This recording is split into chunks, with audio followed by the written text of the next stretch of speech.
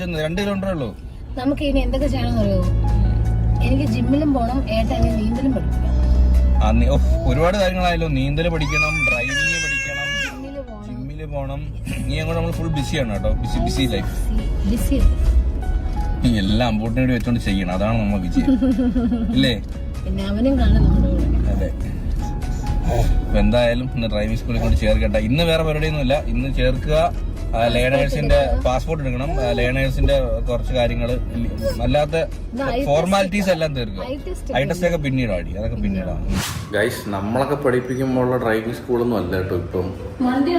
വണ്ടിയൊക്കെ നോക്ക്. നമ്മളൊന്നും പഠിക്കുമ്പോൾ ഇങ്ങനെയൊന്നും പഠിപ്പിച്ചൊന്നും തന്നിട്ടില്ല. ഞാൻ ലേണേഴ്സും എടുത്ത് ജസ്റ്റ് പിന്നെ എച്ച് മാത്രമേ ഉള്ളൂ. ഇങ്ങനത്തെ ക്ലാസ് ഒന്നും ഇല്ലായിരുന്നു കേട്ടോ. നമ്മൾക്കൊരു ലേണേഴ്സ് പഠിക്കാൻ വേണ്ടി നമുക്കൊരു ബുക്ക് തരുമായിരുന്നു. ആ ബുക്ക് നോക്കി പഠിക്കും, പോയി ഓൺലൈൻ എക്സാം, അത്രേ ഉള്ളൂ. ഇതിപ്പം മെക്കാനിക്കും പഠിക്കണം. ഇതെല്ലാം വണ്ടിയുടെ ഫുൾ